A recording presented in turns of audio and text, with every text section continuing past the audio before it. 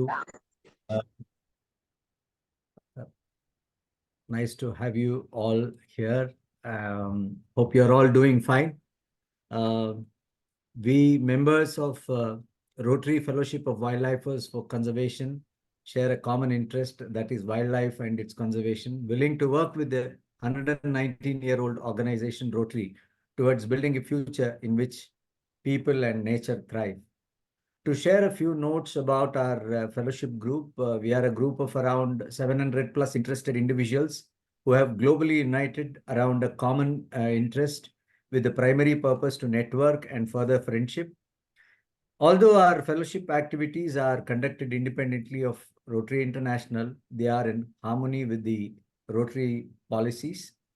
Our purpose is to create awareness about importance of wildlife to promote lasting friendships outside one's own club, district and country, and to promote locally, regionally and globally that conservation of living resources are important to humans and future generations to enjoy our natural world and the incredible species that live within it. Today, we have members of different Rotary clubs and friends of Rotary from different parts of the world for this meeting. A hearty and a warm welcome to each one of you.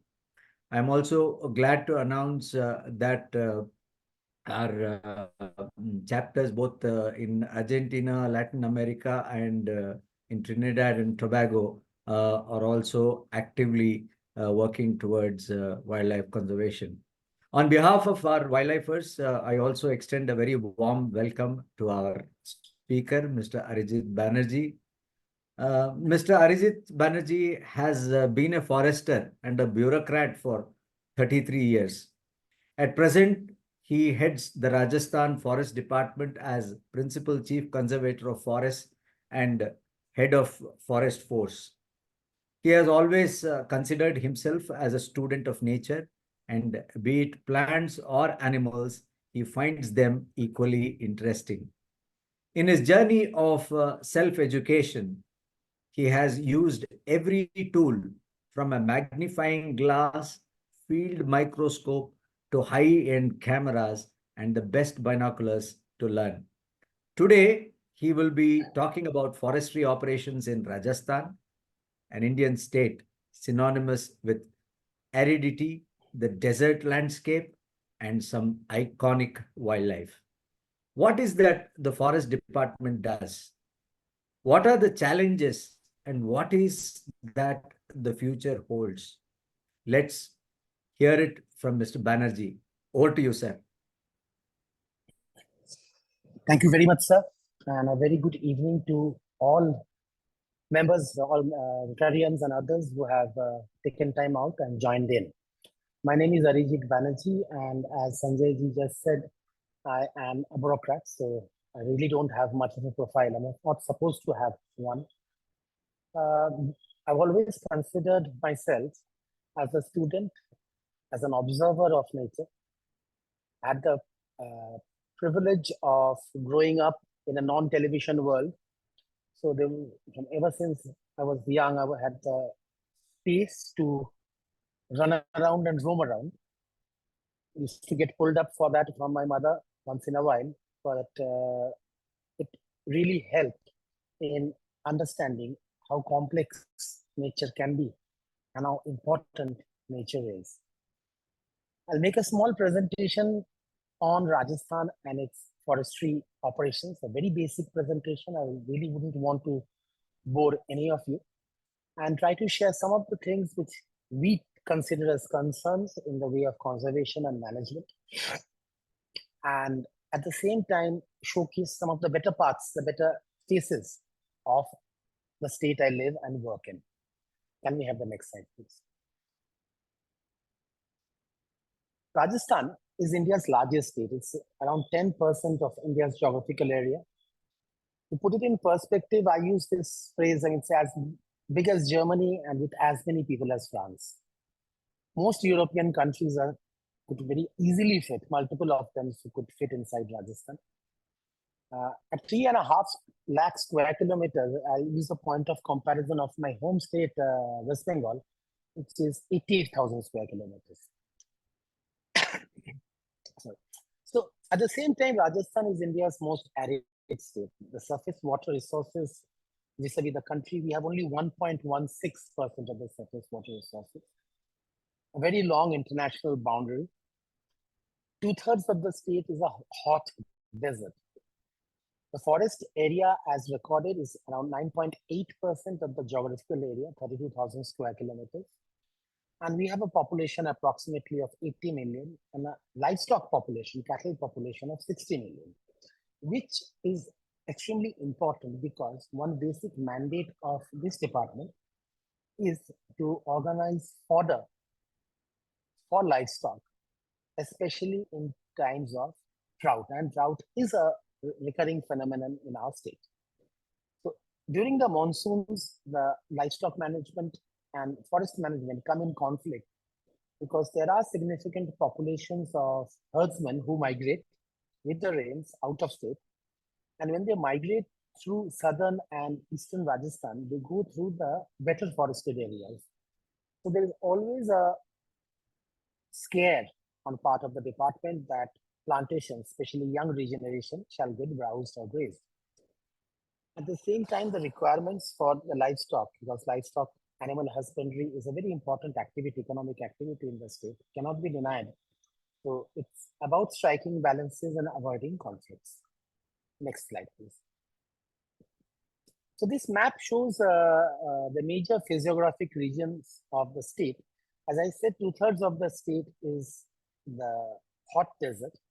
The hot desert is separated from the rest of the state by approximately northeast to southwest divide given by the Aravalli mountain range.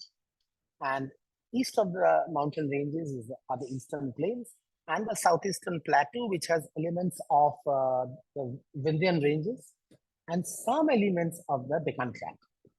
Next slide, please. Despite being India's most arid state, there is a significant biological diversity in Rajasthan. I won't read out the slide, it's there for you to take note. It's not very important to note the figures, but while Rajasthan is known for its forts and palaces, its textiles and on-the-face colors, it also provides some of the finest experiences in animals, birds, and plants in the country. Next slide, please. So, from the biogeography point of view, we have elements of the hot desert, yes. The semi-arid zone, which is one biogeographic zone in which the country is divided into, but it has also the elements of the Indo-Gangetic plain and the Deccan. So while I go through the presentations, I'll be able to share some glimpses of all of these biological elements. Next slide, please. Champion and Fate is a classification of forest types that we foresters in India follow. This exercise was revised and redone in 1968. According to Champion and Fate, there are two primary types of forests in Rajasthan, the tropical dry deciduous forest and the tropical thorn forest. And there are 20 subtypes, very localized. Interestingly, in Mount Abu, it has always been known to have a type of subtropical forest, which again, it has been shrunk to such an extent, it is very difficult to identify. So there is an initiative on part of the ministry, if we could identify those places in the Mount Abu where the subtropical forest type could still be present. Next slide. So these are the statistics Forest Survey of India by annual basis does up the forest cover assessment for the entire country. And the figures for Rajasthan, as you see, of 16,000 square kilometers of forest that we have out of 32,000 square kilometers of forest land. A very dense forest is restricted to 78 square kilometers. A large part is either moderately dense or open forest. One aspect out here, they see 4,800 square kilometers is designated as scrub. To some of us, the scrub and the desert itself is a forest type. But technology still doesn't allow us to assess it to that detail to bring it into the ambit of this classification of FSI. However, talks are on and studies are on, so that we can maybe in the coming years have a revisit of the extent and spread of forests in Rajasthan. Next slide, please. We have 5 tiger reserves in Rajasthan, of which 2 are very well known, Ranthambore Tiger Reserve and Sarista Tiger Reserve. There are 3 national parks. The 3 national parks are Mukundra Hills in Kota, Ranthambore National Park in Savai Madhopur, and Keladev Ghana National Park in Bharatpur. One common misunderstanding that we have something called the Desert National Park. Desert National Park is actually a sanctuary. It is called the Desert National Park, but it is Desert National Park Sanctuary. Over the years, we have had 36 conservation reserves declared, but we still do not have any community reserves.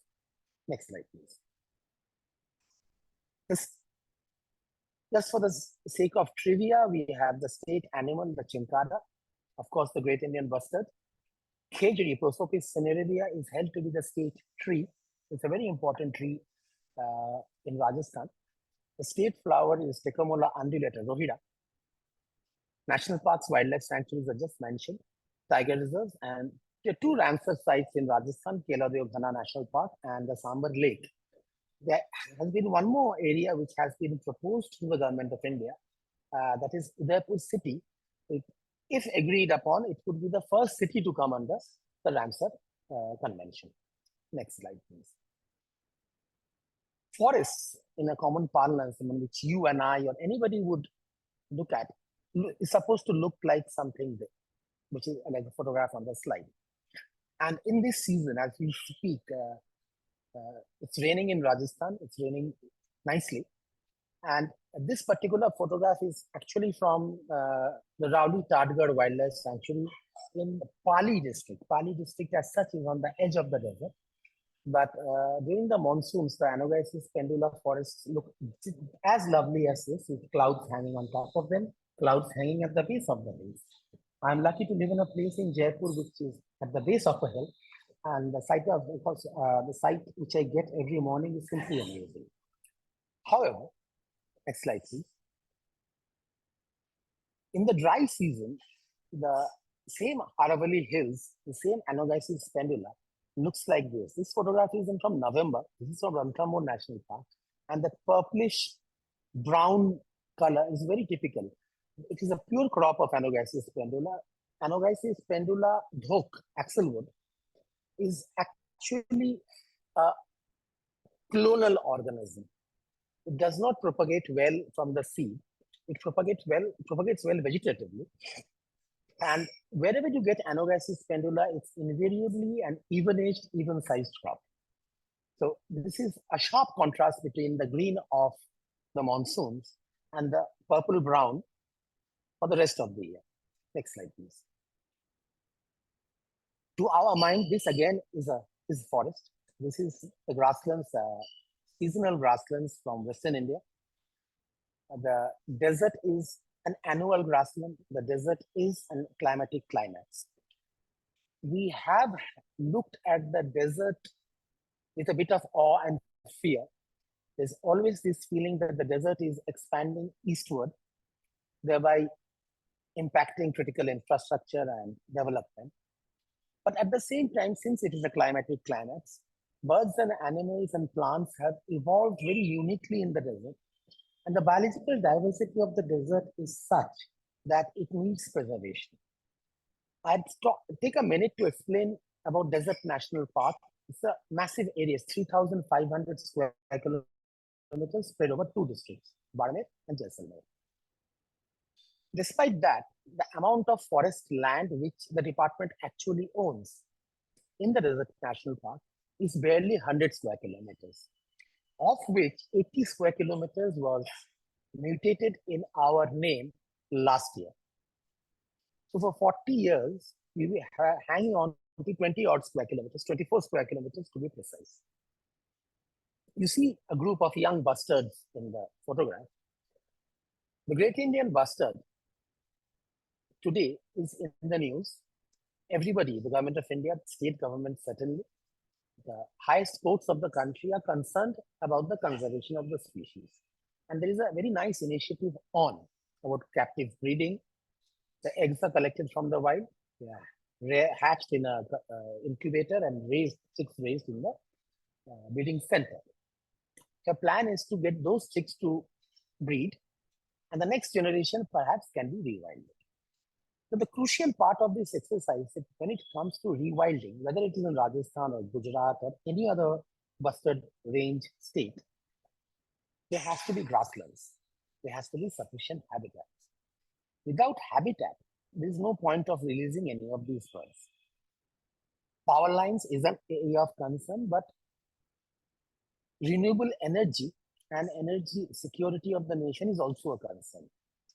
So the trick will be in how well these two concerns can be balanced. There are well-meaning people looking at it. We have a fine partner in the ministry and a very fine partner in the Wildlife Institute who are working on it. And as I said, there is a very high power committee appointed by the Supreme Court who have just finished the visit of the desert. And I am sure that when willing people come together and put their heads together, something good will surely come out of it.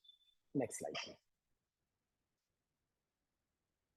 One term which used to be extremely common in northwestern India, and when I say India, it was something which was very commonly used even in Pakistan, Sindh and Punjab and Cholistan, was the Rui.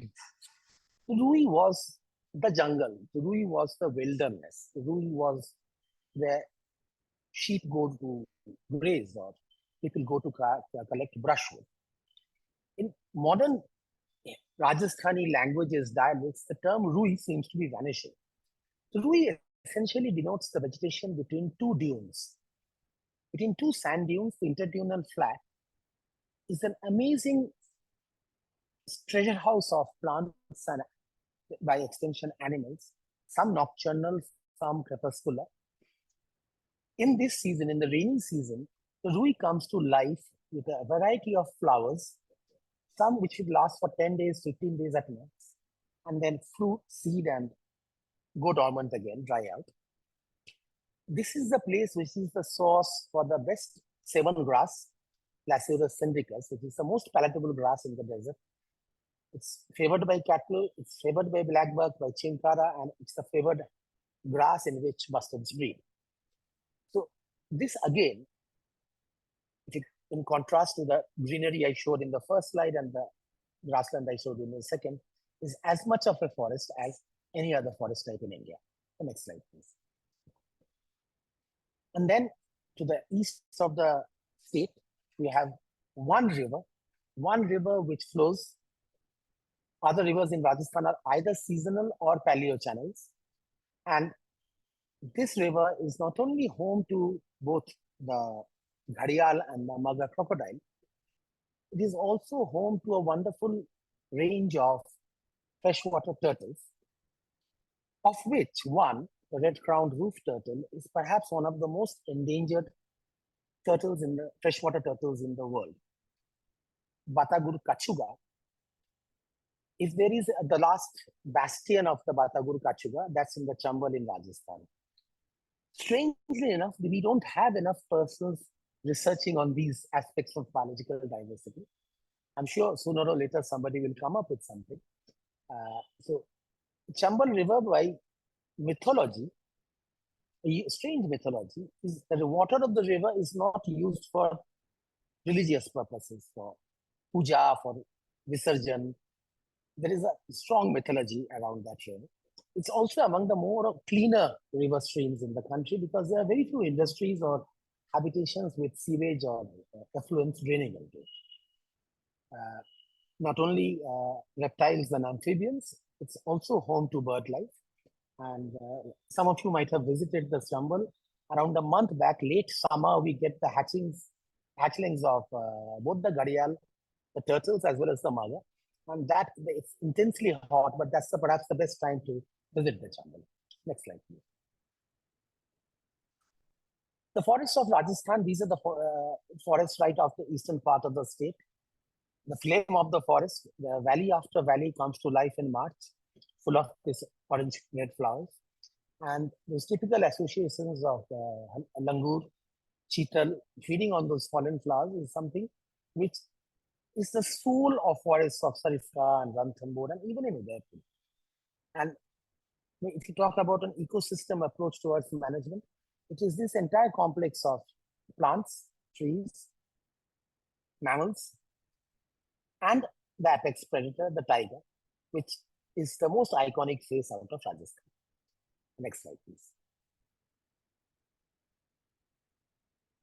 The dry forests monuments, will deliberate on the monuments in a while, form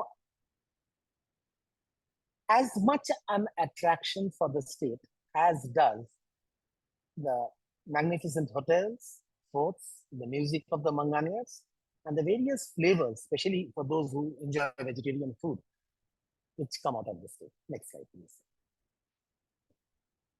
The grasslands, the western grasslands, this is from Tal Chapar Churu, a very small grassland, 7 square kilometers.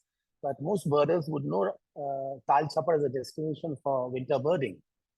We are trying to develop a satellite area of another 7 square kilometers. We are working on 4. We look forward to getting another 3 square kilometers, 10 kilometers away from Tal Chapar.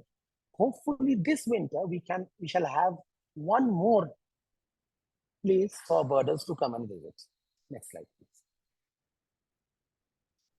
This, ladies and gentlemen, I'm happy to state, are the forests of Jaipur. Jaipur city is lucky to be surrounded on 3 sides by the mountains and around 180 200 square kilometers of Anogenesis pendula forest. This incidentally is a photograph, a drone photograph, which an associate of mine took in the Jhalana Conservation Reserve. The road which you see is the connector between zones 1 and 2. The green in the valley is a pure plantation, old plantations of Acacia tortilis, while the hillsides and the hill apex is covered with pure Anogenesis pendula. In the distance, what you see, the buildings and built-up area is Jaipur city. Next slide, please. So one of our major activities is plantation activities, and our plantations are always rain-fed. We try to keep a unit of at least 50 hectares of working. And this photograph, again from a drone, shows the type of soil work we do. These are continuous trenches, and those dots are actually pits in which planting is supposed to be done with the advent of the monsoon. So, but as you see, the terrain is rather challenging. The work is done in the peak of summer. So the labor and people who work in the plantations have to bear the intense heat of summer and often very rocky terrain to come up with this type of soil and moisture conservation structures. Next slide. This is another plantation site. The previous one was from Jhalawad, which is borders Madhya Pradesh in southeastern Rajasthan. And this one is from Udaipur, this southern Rajasthan. So once again, you will see those trenches. We have tried to stick to the contours, and the pits are where the planting shall be. Next slide, please. While Uttarakhand and Himachal and their forest fires are more in the news, Rajasthan, southern Rajasthan especially, has a lot of forest fire incidents, right starting from the end of November till it rains. Around 4,500 fire alerts are received by us in a year. The fire alerts work in this way. The Forest Survey of India has a system called Forest Fire Alerts. Anybody can sign up on their portal with their mobile phone. You can get a forest fire for the geography you have signed up for. For example, I'm signed up for the state of Rajasthan, so I'll get all the forest fire alerts. There are 2 satellites used. One is 2 sensors used. One which gives a forest fire detection in a 1 kilometer by 1 kilometer sweep. That's called MODIS. And the other one is called SNPP. That gives us a forest fire alert in a 375 meter square sweep. We get it twice a day. And sometimes depending on environmental conditions, we also get an advance warning from FSI. Next slide, please. I said I'm going to deliberate on heritage and monuments. Now, this photograph is taken by a good friend of mine, Dr. Dharmendra Khandal, who's a wildlife biologist out of Ranthambore. This a sight of a tigress on one of the monuments, a tiger on one of the monuments, is symbolic, significant, signature site out of Rajasthan. Next slide, please. The built heritage, the tangible cultural heritage of the state is such that it cannot be separated from the natural heritage. A tiger is sitting on an ancient rampart is something which many of you might have seen or tourists get to see regularly. Next slide. And a lot of forestry and heritage, they go hand in hand. I'll try to explain it here. The monument in the middle is a fort in Sariska Tiger Reserve. It's called Kankwadi. Kankwadi Fort has a bit of history in the sense that sometime during the Mughal era, the Mughal prince Dara Shikoh, when he was imprisoned by his younger brother, later who went on to become Emperor Aurangzeb, was imprisoned in this fort for 3 years. The fort lies bang in the middle of the Tiger Reserve. It's a beautiful boutique fort. There was some conservation restoration done in the past, but such is the rule set, the regulation set. People are not allowed to visit Kankwadi. So as a result of that, what happens is it falls back to disrepair. On the left and right, I've intentionally used food. The best known delicacies of Rajasthan are from wild collected food. Kher Sangri, which ensures the protein security, especially in the context of a predominantly vegetarian society, is made up of elements such as the dried pods of Prosopis cinerea, the dried pods of Acacia senegal, the dried fruits of Capparis decidua, and a few more. They are soaked in hot water, cooked with spices, and forms a very basic fare, but an extremely delicious and an important nutritional element for populations from Western India.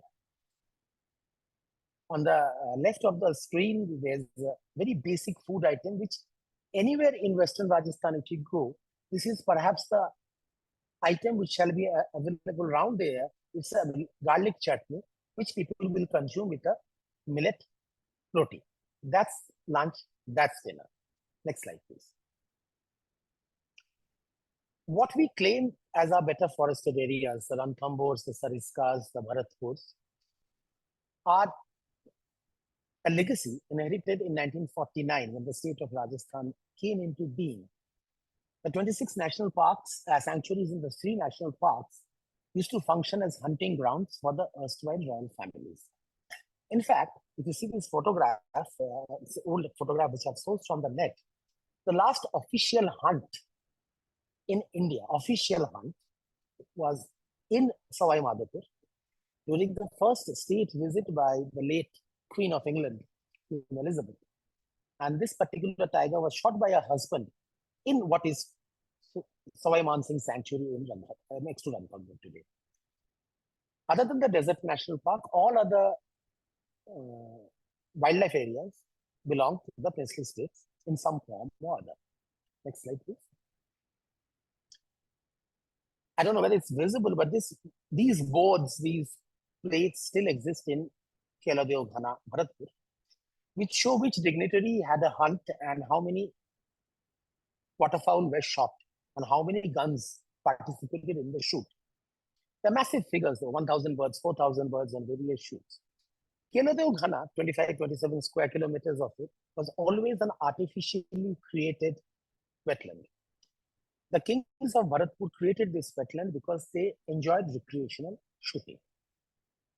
Because they had that artificial wetland, they had birds there. Because they had birds there, it caught the imagination of Dr. Salim Ali, who put in a word to the then Prime Minister of India, and the rest is history. It became a bird sanctuary and later was elevated to a national park. And even today, we have these boards in place to remind us what it took to create the sanctuary. It has its own sets of concerns and problems, but it still is among the most amazing birding destinations in this part of Asia for sure. Next slide, please. All over our protected areas, there are wonderful small monuments. This monument is in the Ramgarh Vishdhari Tiger Reserve. It's a guard chowki. We are trying to doing it up, but it costs a lot of money to do up structures which are 3, 4, 500 years old.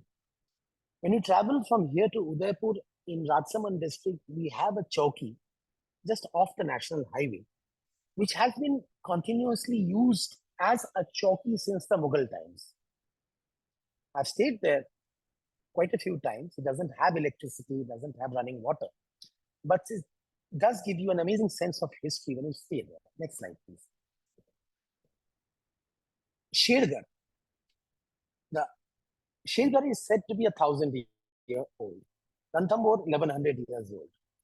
Sajjangarh, medieval. Kumbhalgarh, older than that. Nahargarh, rather modern fort. So all through the protected areas, we have absolutely beautiful forts and palaces. But unfortunately, we in the forest department, we don't have the means to look after them. It costs a lot of money. And secondly, we don't have the expertise of doing heritage conservation, which is a very niche area. So there is a thought process emerging that we should do something about it. But I'm not very sure we have figured out how to do them up. It is a function of investment, yes.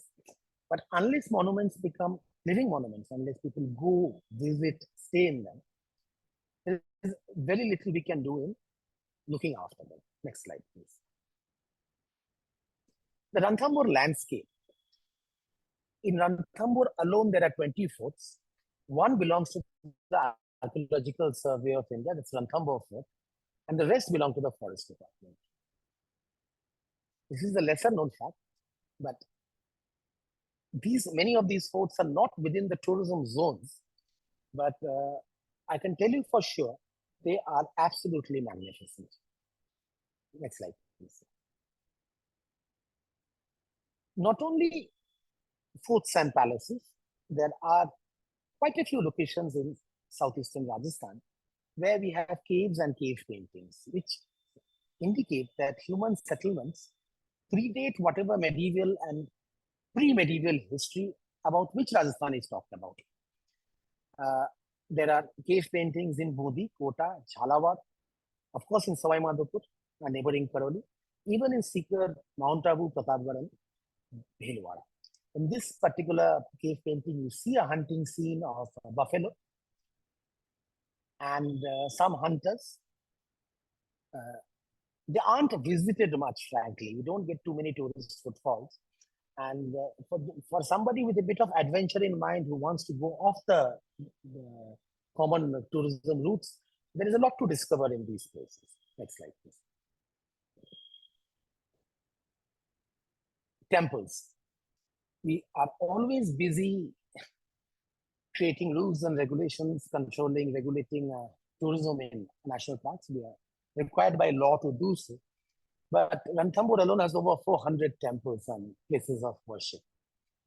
And every Wednesday, this is just a small sample of the kind of crowd that goes through the national park, to the Ganeshji temple, because that is what religious fervor and faith all about. I mean, people believe a lot in the God, and people go visiting their God. So thankfully, we haven't had too many conflict situations, and nobody wants that. But a part of our management is balancing out faith, spirituality with management and politics. Next slide.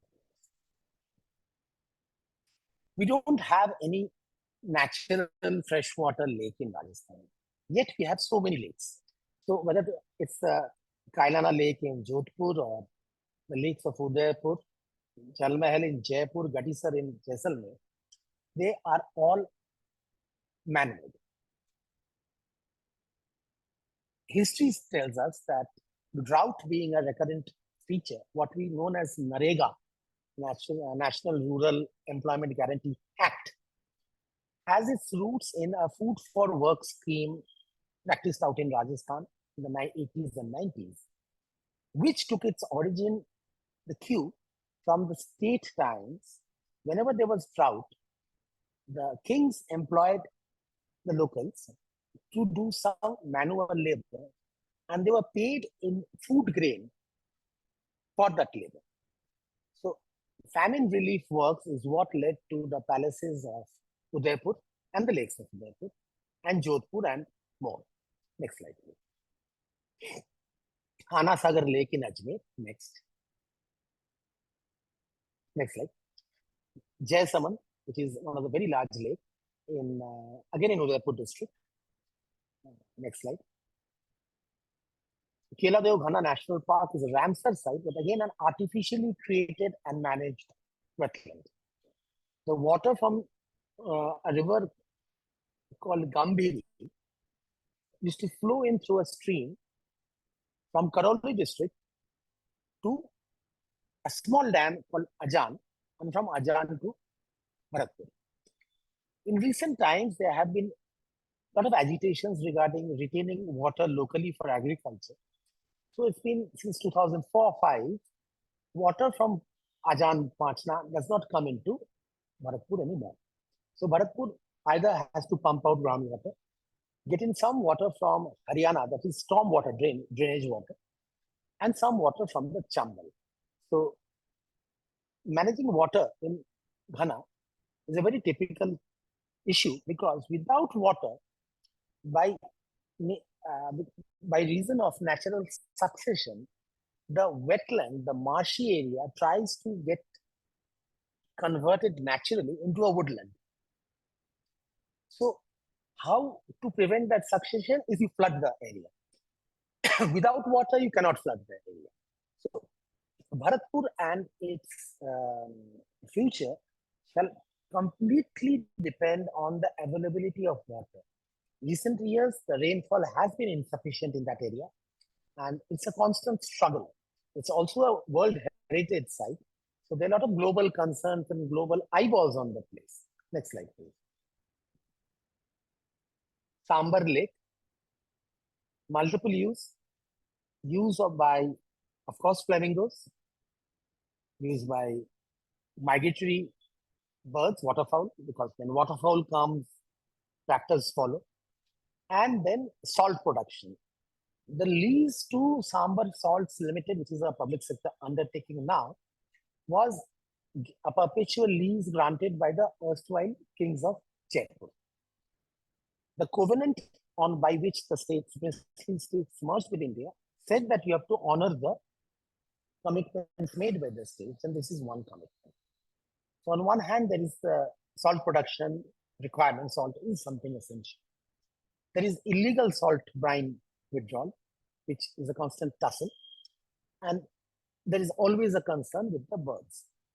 Somehow, in the most dirty of waters, actually cesspools, next to the railway line which passes through Sambar, in peak summer, you get to see greater and lesser flamingos in their best colors.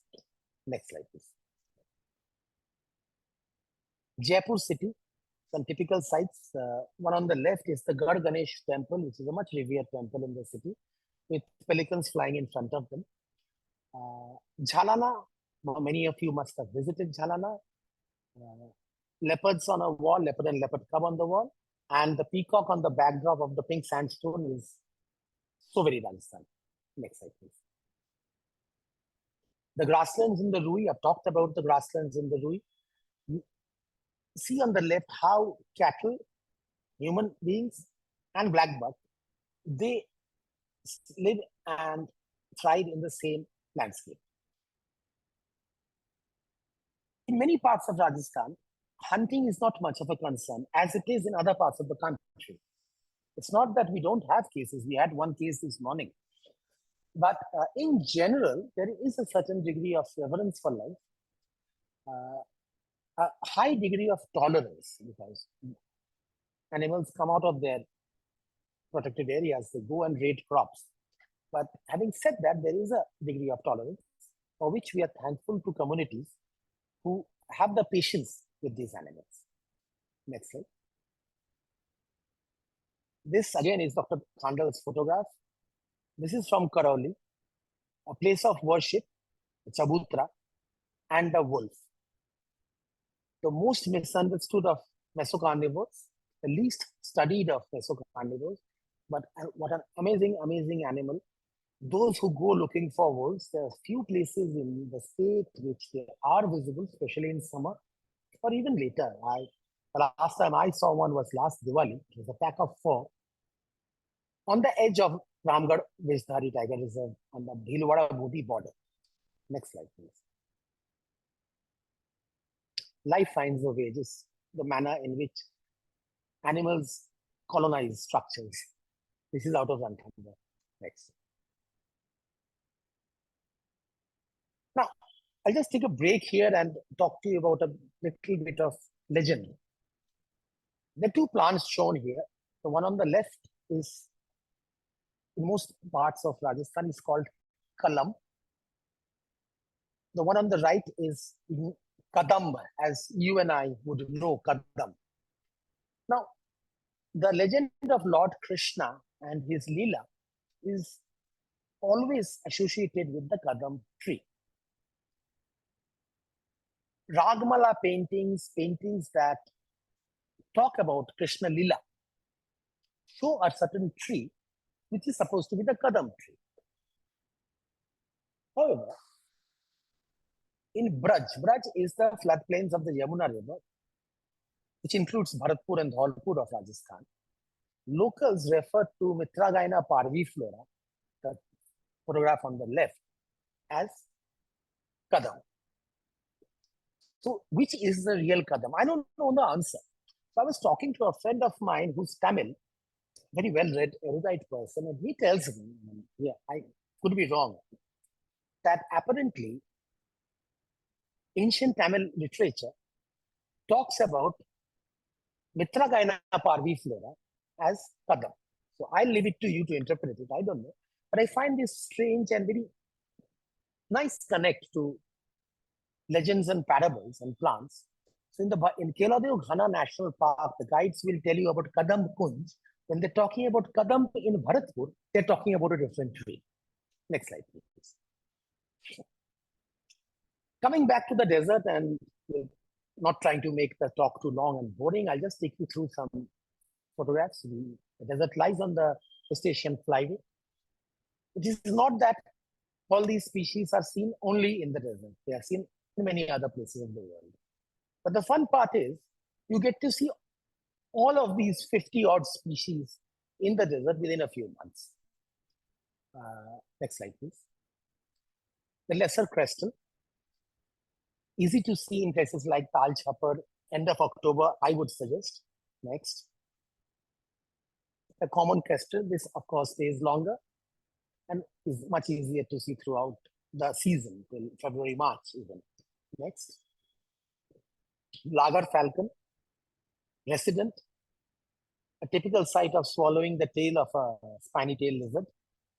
This is what birders call is a very Tal Chhapar site. Next one, please.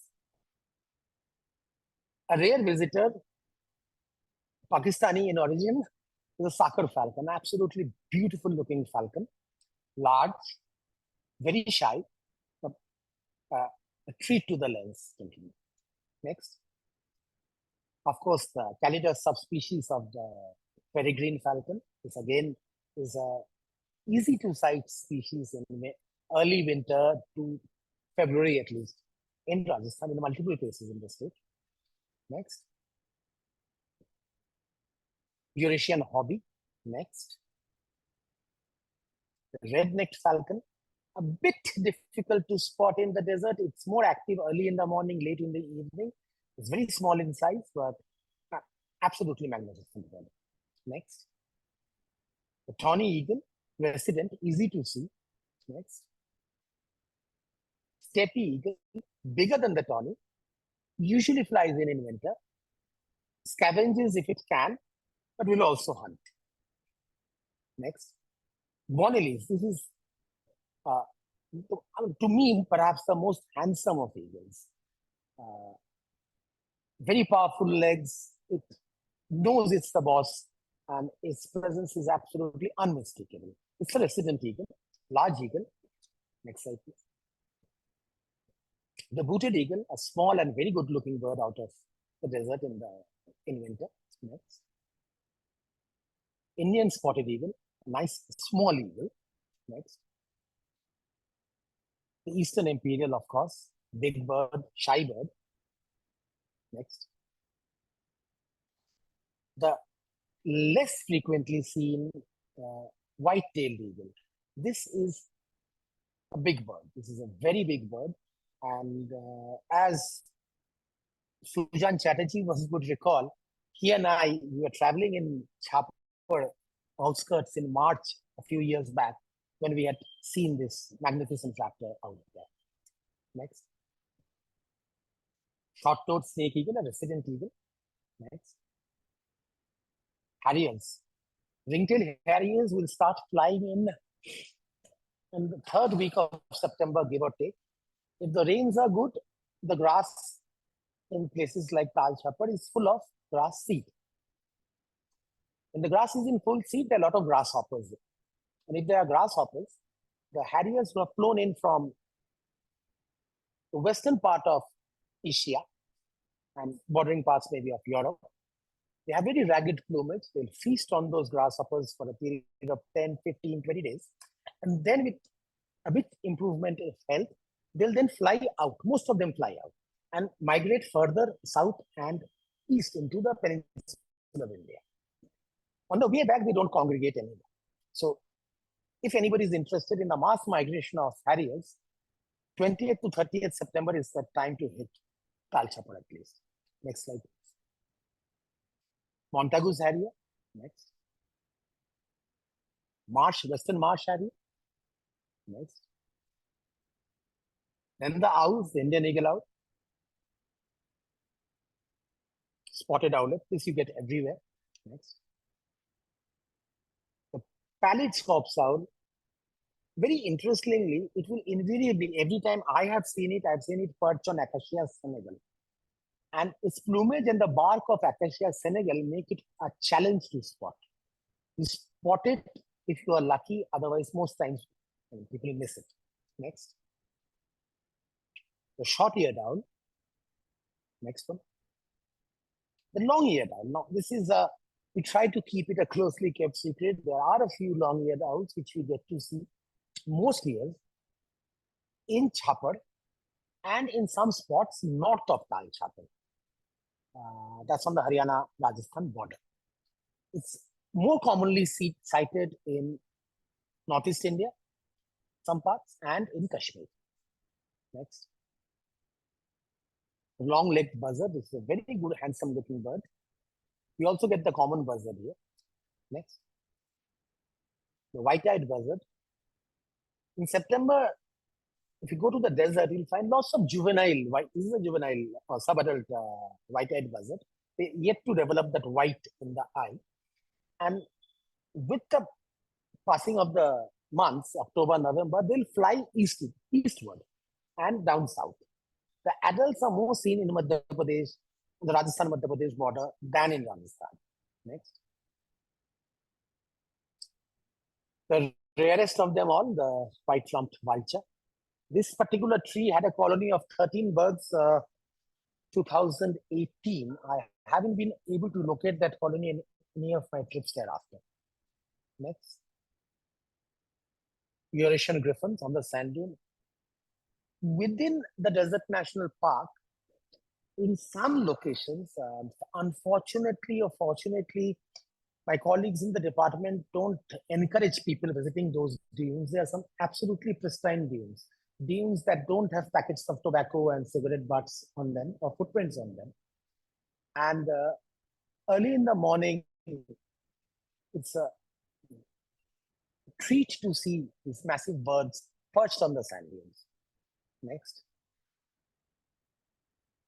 The Himalayan griffon. This photograph is not from the desert. This photograph was from Bharatpur, Telangana National Park. But yes, you get to see the Himalayan griffon in Bikaner. Yeah. Next. Another extremely rare sighting these days is a red-headed vulture. I used to get to see them in Ranthambore previously, but for the last few years I haven't. But in Jaisalmer, in some pockets, I get to see one pair, and that's about it. Only one pair. Next.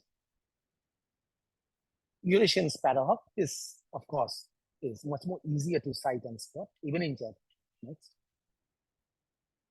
Shikra, which is ubiquitous. Next.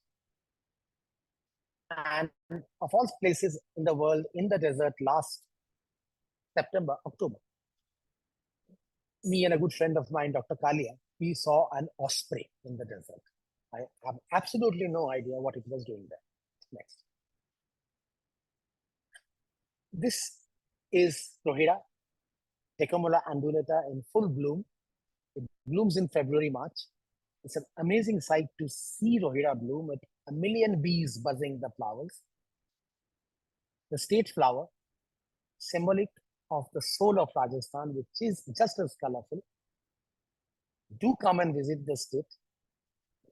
Enjoy the food, enjoy the music, shop to your heart's content, and go looking for these landscapes. I hope I haven't been too boring. I hope I've been able to present a snapshot of what Rajasthan's forests are about. And thank you so very much for patiently hearing me out. Thank you so much, sir. It was really wonderful. I'll open the floor for question and answers. I think Rotarian Bharat, I just saw that he raised his hand. Yeah, Bharat, you want to ask your Yeah, thank you, sir, for an excellent talk. And I was actually quite impressed with your enthusiasm and your passion for the subject. And also, I was really impressed with the list of predatory birds. I didn't realize that we had so many birds just in one state visiting or resident. Coming to the question, we hear more about heat waves and climate change nowadays.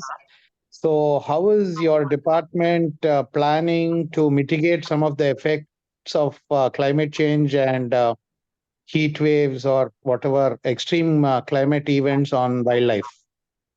What are you planning?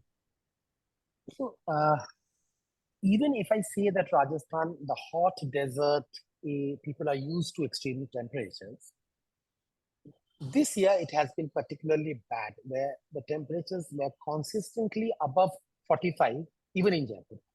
Jaipur is known for a mild climate, mild winters, tolerable summers. The changes in global climate and the predictions, the IPCC predictions for Northwest India, they're not as micro as Rajasthan, but Northwest India, indicate higher temperatures in summer. So we are already seeing that. It also indicates a higher amount of rain in a less number of rainy days. So the intensity of rain in Rajasthan has certainly been more than, say, when I came to Rajasthan in 1990s. But the number of rainy days have gone down. So what happens is, intense rain leads to a lot of topsoil erosion. Intense rain leads to crop damage. Unseasonal rain causes crop damage.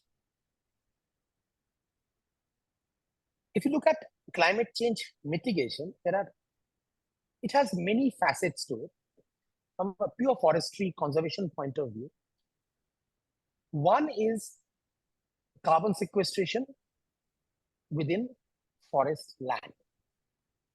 Now, the country's policy regarding carbon in forest land has been that whatever carbon is sequestered inside recorded forest area is a part of the government of India's commitment towards reducing greenhouse emissions on a global scale.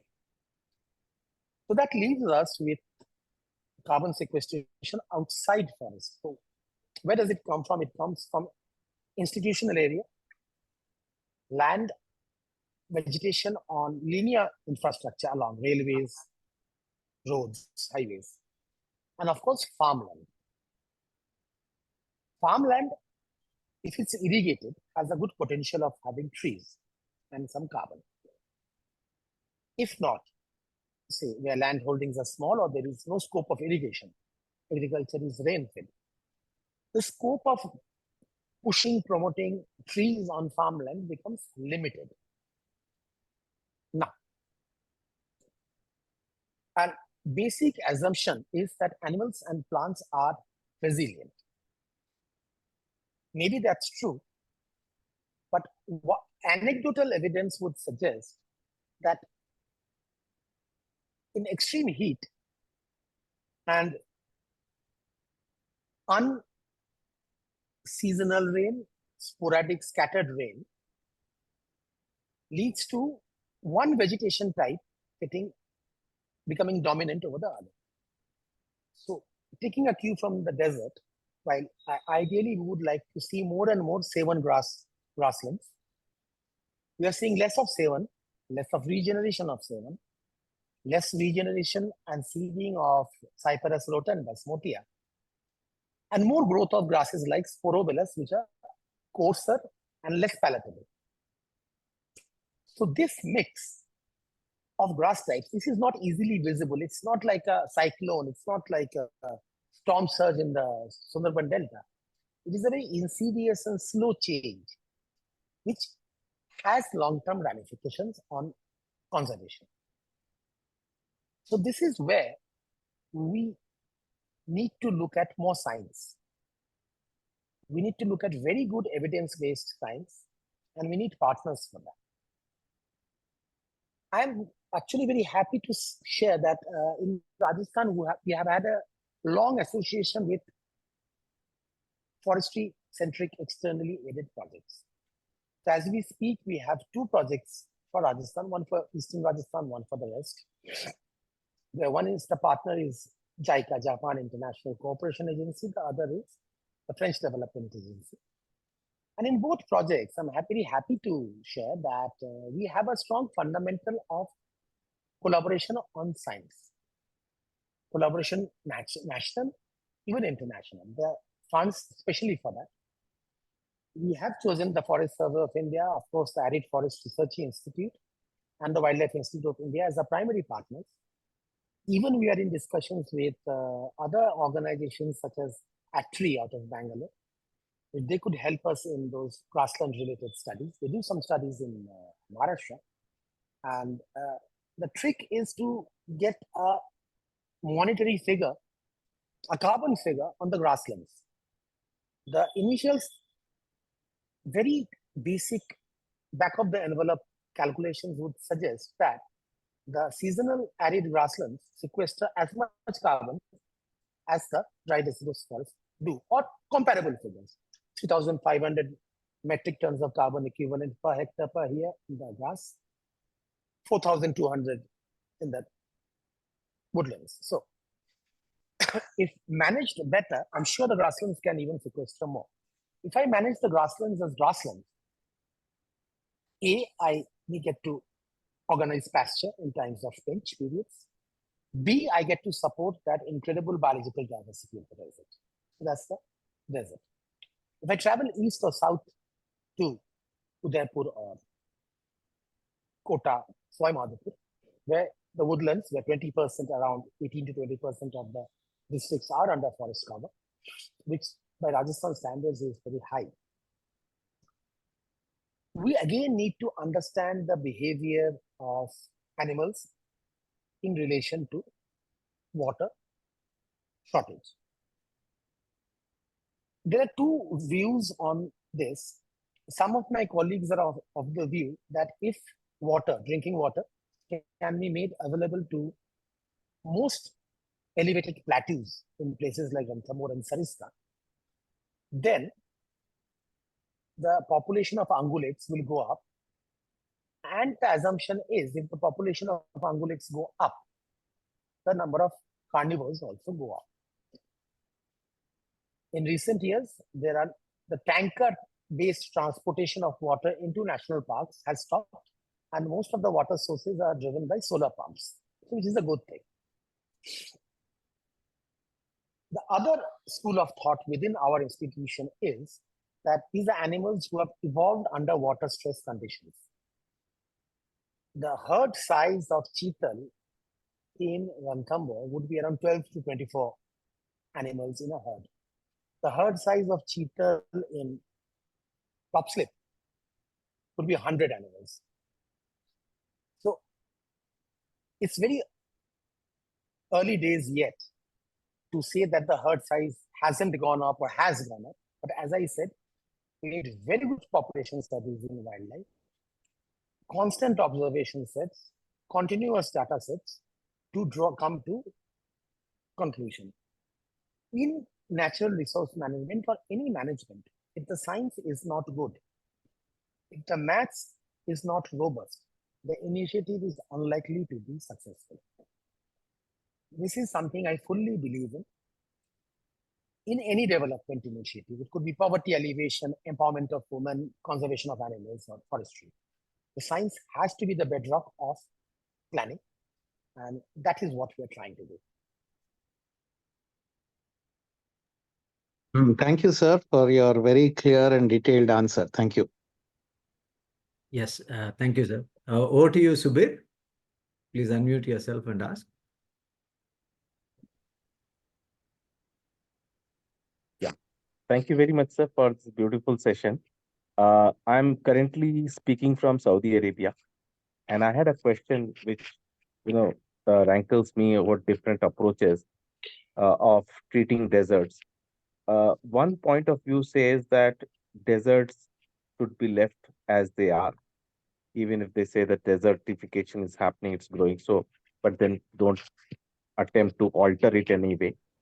And another line of thought says that we have too much of desert and we should green it right away. So in Saudi, there's a plan to plant 10 billion trees and green it. And similarly, some such initiatives are there in Africa also about how to halt desertification and expand the green. So I wanted to have your view. What do you think about these two contrasting views? They are I'm a actually layman in this space. No, the question is a very interesting one, and I keep asking this same question to myself. I have been doing it for many years. Where do we stop? Traditionally, we were taught that in the desert, you stabilize a sand dune using a checkerboard of locally available material as a mulch and plant acacia tortilis on the dune. And that has been the practice in the desert. Couple of years back, a fellow forester, a gentleman from Japan, who's the senior most forestry consultant for JICA, a very experienced gentleman, Dr. Hiroshi Nakata. He and I were traveling in Jaisalmer, and he asked me a question to which, frankly, I still don't have an answer. He asked me that when do you say a sand dune has stabilized? It got me thinking. I didn't have an answer then. I came back to Jaipur. I asked to confer with my colleagues, retired professionals, with the Indian Army, Public Works, other irrigation department, that how do they measure that critical infrastructure is no longer under the threat of being run over by sand. Sand dunes shift. How do sand dunes shift? We always have a very base level of wind blowing in the desert, in all over the state. So there is always some particulate matter in the air. That's why the air quality in Rajasthan often comes as very poor. It is not that because it's polluted, sulfur dioxide, carbon dioxide, it's more of because particulate matter. So when one particle of sand drops because of gravity on sand, it knocks a grain of sand off. That grain of sand goes bouncing, falls, and knocks another grain of sand. And hence, a sand dune shifts. I've seen it shift visibly. I go to one spot, do some birding. I'm coming back half an hour later, the metal road is covered with sand. It happens. Now, so the reason one would want to stabilize sand dunes is if there is some infrastructure under threat. It could be a rail line, a road, agricultural fields, homesteads. To that extent, I would stabilize a sand dune. Question is, do I want to stabilize each and every sand dune in the 20,000 square kilometers of the desert known as the Shahgarh Bulge? I certainly will not. That's one part of it. Number two, there used to be an understanding that in the desert, we need to plant trees, green the desert, A, desertification control, B, local fuel wood and fodder needs. And we chose a species called Acacia tortilis, which came to India from Israel. It's called Israeli baboon. But it's a common species with a completely different form factor in sub-Saharan Africa. So those of you who have been to Kenya, you probably had a lunch or breakfast beneath a tree, a tall, flat-topped acacia, the yellowish bark, which was Acacia tortilis. In Rajasthan, Acacia tortilis stays alive for 20 odd years. The wood is of low calorific value. The fodder is not really edible and is extremely allelopathic. It does not allow any undergrowth beneath it. So that assumption that we are fulfilling the fuelwood needs or the fodder needs is probably not correct. What should have been planted? Now, hindsight is always 2020. What should have been planted or propagated or promoted was species like Rohira, Tectomelandulata, and Khejuri, Prosopis cinerea. It's much more difficult to grow Rohira and Khejuri. They grow slow, very slow. So that is the management part of it. In today's time and age, when my colleagues would give me the argument that, okay, we need energy plantations, block plantations, I will ask them, so the country has prospered.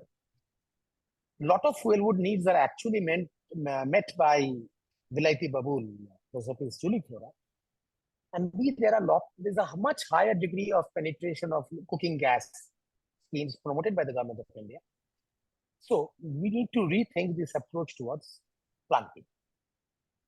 As far as Saudi Arabia or African countries are concerned, we often see some management principles which we don't agree with. But I am nobody to object to what the sovereign government of Saudi Arabia or Kenya or Tanzania does.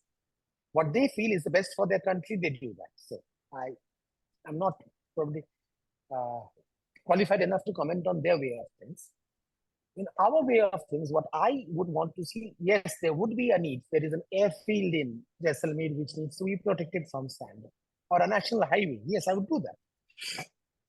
But I would not go by the thumb rule that Jaisalmer Forest Division, thousands hectares of sand dune stabilization. I would ask them to relook at the mulch, because you pull out material from the interdunal flat, put it as mulch. You're disturbing the soil of the interdunal flat, making it prone to erosion, and you're reducing the biological diversity in the flat. So again, science and technology is what is essential. Is there a geotextile which can help stabilize sand dunes? I'm not an engineer, I don't know. Is there a natural geotextile that can help stabilize sand dunes? Is there a coir or jute solution to it? So we need to get in touch with those who deal with jute and coir and try to figure out a better, a more cost-effective way, a more ecologically sane way of handling sand. Thank you, sir. Thank you, sir. Yeah, Jyotsana, over to you.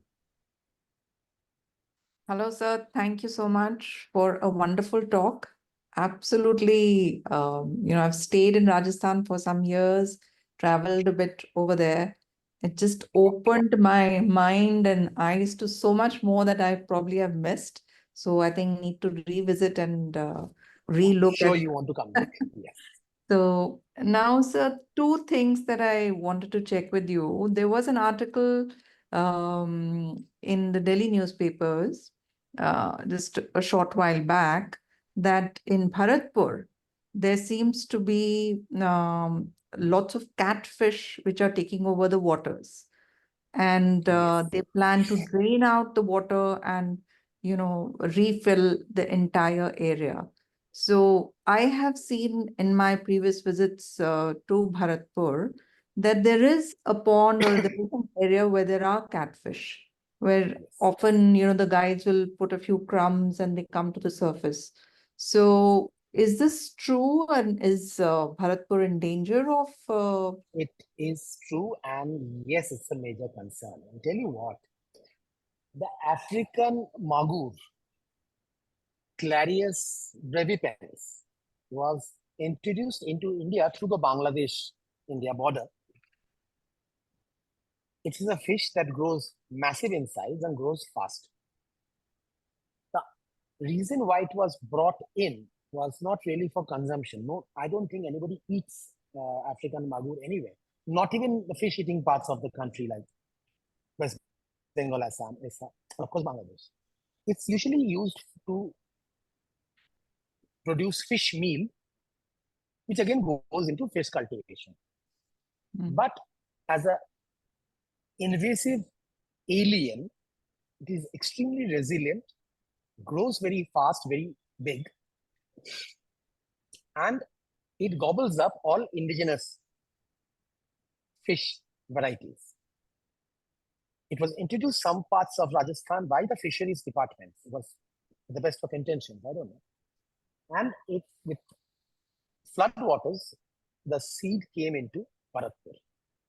So the indigenous fish population of the park took a major hit. The commonly seen fish, indigenous fishes of Bharatpur, which are well documented by the Zoological Survey of India and others, lost the populations got decimated. And even birds, they are so big, they can take down a shoveler or a pintail very easily. Then they do that. So the idea was, it started off when the concerns were flagged with the State Board for Wildlife in 2014-15. They got a go ahead and some funds to start the eradication. It's a very difficult, just like Prosopis juliflora is.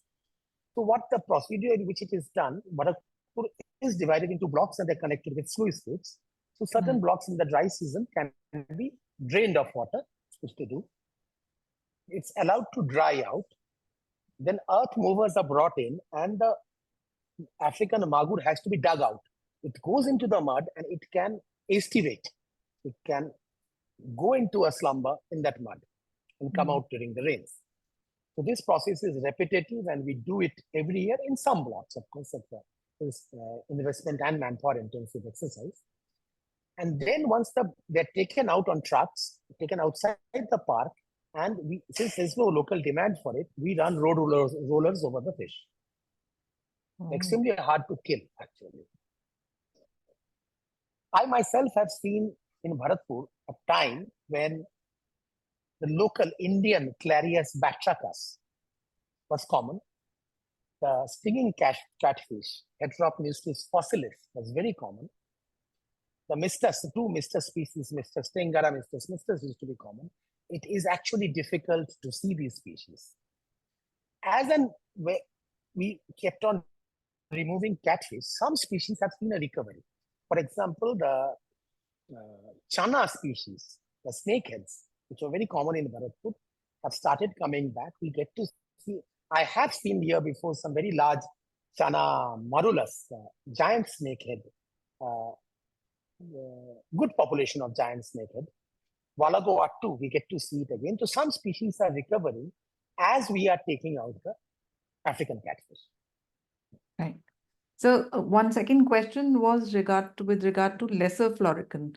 Is there any conservation or any steps being taken to Lesser florican has always been a stepbrother to the bustard. Great Indian. Yes. There are two reasons for it. Other than its courtship jump by the male, July, August. Rest of the year, its coloration is very drab. Right. So I don't think sufficient knowledge exists on its migration and biology. That's one part of it. The landscapes in which the florican historically occurred in Rajasthan during the breeding season primarily, Sonkhalia, a lot of people must have visited and taken photographs of the jumping male. But if you look at that Sonkhalia in Ajmer, it's a parts of Deccan Trap and Vindhyan plateaus, sheetrock and very short grass, ranging from Ajmer, Bhilwara, Budi, right into Chittorgarh, Pratapgarh, and then into Gujarat. They are the edge of the Aravallis and going into Vindhyas and the pits of the Deccan Tract.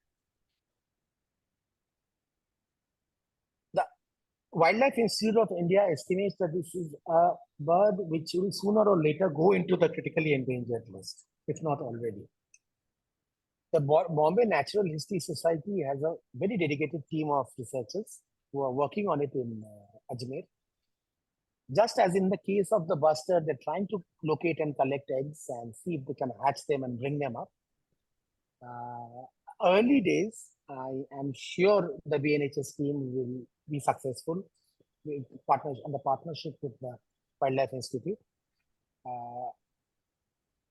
The florican is a species of concern. But what happens with birds is, in general, the birds, if you take the conservation perception among public at large about a florican vis-a-vis a tiger or a leopard or an elephant or a rhino, the bird will come second always, however iconic the bird might be. But a birder is very important. So it's also always a matter of perception. What is perception is actually reality. So it's not a question of funds. Funds are being made available. Funds shall be made available within reason. Science in the field of conservation is such that there are very little templates to fall back upon. It's usually very empirical, very basic. So I am confident that these boys and girls, ladies and gentlemen, who are working out there in the field will be successful with the florican's eggs as much as they have been with the bustard. Thank you so much. Thank you. Thank you, sir. Sir, we are at 8:45.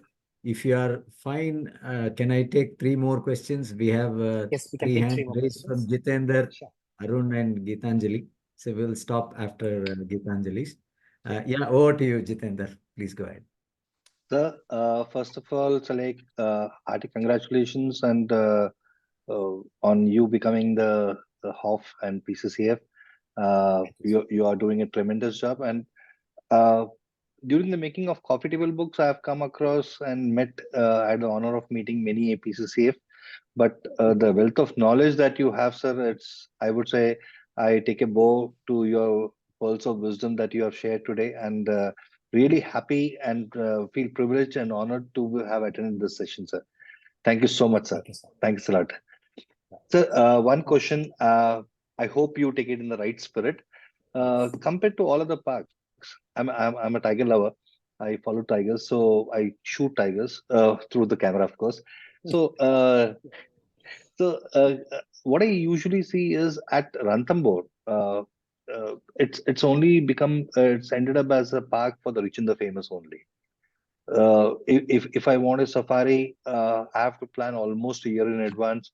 Safari opens on day one, and probably at the end of the day, almost all safaris are gone. Now, with the booking and all, if I want to go to Ranthambore, so like probably I'll have to depend on agents, and which makes the safaris and the tours very expensive. Are you planning to do something about it with respect to this? The problem which you have mentioned is actually a very real problem. When a item is in demand and is in short supply, all sorts of problems crop up. So if it's a safari in Ranthambore or a very good Golconda diamond, I believe the problem set is similar. Lot of tourists, visitors have shared the same concern as you did, sir. I'll just try to elaborate the problem set a bit. 20% max of a tiger protected area can be opened up for tourism. This is the law. This is what the Supreme Court says. Number 2, tourism should be restricted to the buffer. Unfortunately, Ranthambore doesn't have a buffer. actually. The entire tourism is in the core. So the tourism at present is capped at around 13 and a half, say 14% of the geographical area. For the last few years, there was the safaris were kept open. One could book it whenever. And as you said, there was middlemen, there was agents. It becomes a very disgusting experience. I'm being very candid. So number one thing which has been stopped is that year ahead bookings have been stopped. The bookings will be 90 days. We are trying to make it more simple to away with the SSOID requirement. There are discussions on if we can, for the Indian tourists, make it Aadhaar linked, identity linked. I don't know whether we should go to the extreme of Corbett where you can't come back before 15 days and you can't have more than 3 safaris in a row. I don't know if that is the correct way forward, but at some point of time, we might have to. You have to understand, the prices in Ranthambore 7,500 rupees, give or take, for a gypsy. That's 1,500 rupees for 6 per passenger for 6 passengers. Is a lot of money. I do appreciate that. So 600 or 700 rupees in a canter. We are trying to get into a conversation with auto manufacturers. They can design a vehicle which is different from the gypsy. Can it take 9 people, 8 people instead of 6? We don't have any firm inputs yet, but the dialogue has started, because sooner or later these gypsies are going to hit 15 years and they'll have to be taken off. Correct. So we shall have to have an exit protocol alternative in place. So that's one part of it. The booking system is being streamlined, is being made more inclusive, and we are trying to cut out the middlemen and those exorbitant, those horror stories of a gypsy being sold at 40,000 rupees. I mean, it should not happen. Perhaps it happens, but it should not happen. Yes. We are trying. Thank you so very much, sir. I would look forward to next time doing safaris at Ranthambore at a subsidized price. I would also want to get rid of the fees for a professional camera. I always thought a person is a professional, not the camera. I don't know whether I'll have my way, but I'll try. Thank you so much, sir. Really appreciate it. Heartfelt gratitude in advance, sir. Thank you. We have faced similar problem with only one Black Panther in Kabini too.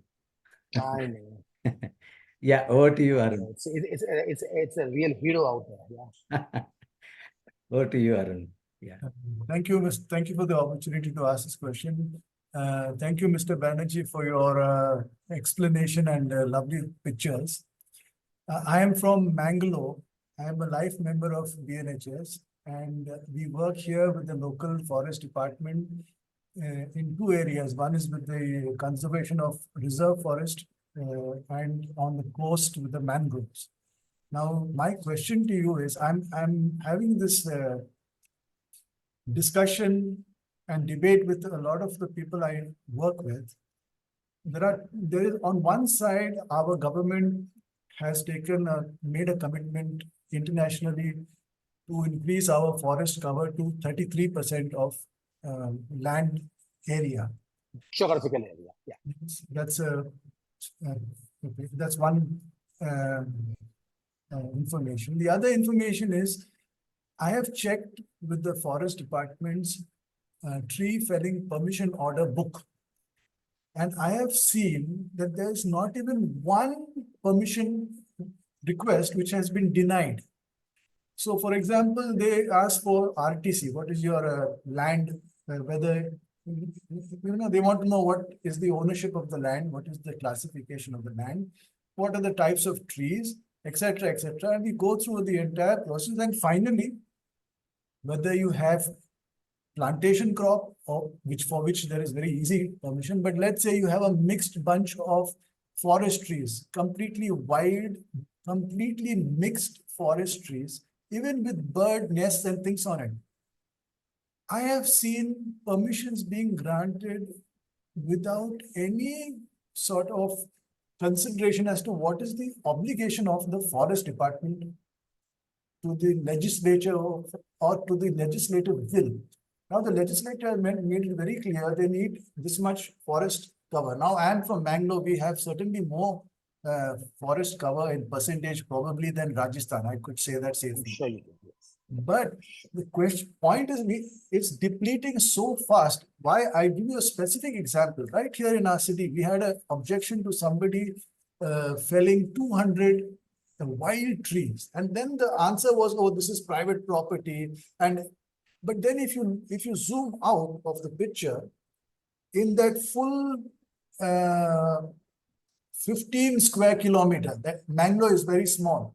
15 square kilometer, 3,000, 4,000 acres. Everything is, almost everything is private. And if the forest department were to concede or give permission for every request that come, then finally we will be left with no trees. And we'll be left with we'll be left with a Chennai-like situation where all the trees are gone. There's no water going into the soil, there's flooding. So do we have to wait for Chennai to happen here before somebody says stop? Or is there a mechanism? Is there some kind of a way I can, professionally and through the systems at our disposal, approach and, try to bring this to the attention of the authorities and ask them to look at it again. To sort of close the circle with our obligations, both to ourselves and internationally. Thank you. Sir, your concern expressed as a citizen comes straight from the heart, and I certainly understand where you're coming from. So at least in Karnataka, you have a legislative framework where a private citizen or a company or whoever has to approach the forest department seeking a permission. That is because Karnataka is one of the earliest states in India to have a tree act. It stipulates that you need to take a permission from. Well, not many states have a tree act. So whenever there is a complaint of trees being felled on somebody's farmland or homestead or city or whatever, the complaints made to the President of India, the complaints to the Prime Minister's office or the Ministry of Environment, and those get forwarded to us in the state or complaints within the state. In Rajasthan, we do not have a tree act. However much it hurts, my jurisdiction stops at the forest boundary. I can take cognizance of felling of trees within the forest land. I can act on it, I can penalize it. But I have no authority to stop a tree from being felled, even if it's happening in front of me on some farmland. That's the law. Who has the authority? The district collector under the Rajasthan Tenancy Act. It says that yes, you can have trees. It says yes, a farmer can, if he has sufficient trees, and fell trees. And if he fells trees without going by whatever procedure the Tenancy Act allows, he is liable to pay a fine of 100 rupees. Now, at the best, what I can do is, in case that particular species needs a transit pass and is being transported without a valid transit pass, I can accost that vehicle. That's the best I can do. So in a political democracy, it is the will of the people which will lead this country to good or to bad. If the people of this country feel that there should be greenery, there should be trees and birds and nests, there shall be trees and birds and nests. If the people of this country decide that glass and concrete is the future, glass and concrete shall be the future. I try to plant trees.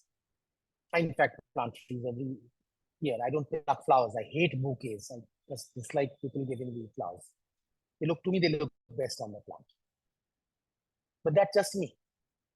Somebody could like a bouquet. I won't impose that thought that do plant a tree on anybody else. I would want people to plant trees. I would request them to plant trees. I would request them to look after trees, even if they're not planting. But I can't force anybody. That's something, it is for the people, it is for the greater collective wisdom to decide what sort of future you want. You want to live in 45 degrees with the AC not working beneath 24 degrees? Or do we want to spend the afternoon in the shade of a mango tree or a banyan tree? Completely and totally up to us, individually. It starts at the individual level. It goes into a societal, familial level, society, collective. And what is politics? In a political democracy, politics is the will of the people. Your political leader is whom you vote for, whom I vote for. So I don't think I can help you more than that, but I understand where you come from. Thank you, sir. Thank you so much, sir. Very well answered, indeed. I think we should have more and more awareness programs and try to sensitize more people. That is what we can do. Thanks, Arun, for that wonderful question. Thank you. Over to you, Geetanjali. We are running out of time. Yeah. This Hi, is Arijit. the Yeah. last question. Yeah. Yeah, Yes, sure. I still owe her chocolates. Hi, Gitanjali. Hello, Arijita. It was wonderful, what a lovely, walk through to the wildlife landscape of Rajasthan. But something interesting, which you mentioned about so many forts falling under the forest department and the challenges that you are facing as far as the conservation of these forts are concerned. So, is forest department open to any joint venture in the conservation of these forest departments with any tourism boards? On a theoretical plane, yes, but the regulation set comes in the way. I'll tell you what. The Wildlife Act or the Forest Conservation Act says no non-forestry activity in a forest area. So even conservation of so when ASI wants to do some conservation management of Ranthambore Fort or the gates, it has to apply under the Wildlife Protection Act on the Parivesh portal. It goes to the State Board of Wildlife, it goes to the National Board of Wildlife, they get a clearance and then they get to work. That part is a procedural part, I'm sure we can take care of it. The problem is, you can do Kakpadi Fort was done it. But unless people are allowed to visit it, unless there are footfalls, it will not stay that way. You have a ticket, you have a footfall, you earn some money, you put it back into the restoration. Restoration is extremely complex and expensive. It's not about cement and concrete and stuff. It's getting back whatever it was like. So if nobody is going to go there, why do we invest? That is the question which the finance department is going to ask me. Why do you want to do it? Conservation for the sake of conservation? To me, they are magnificent monuments. They are absolutely wonderful testimonials to human endeavor and creativity. Not everybody would feel the same. So this is a complex area. I personally would love to see them last for another 100, 200 years.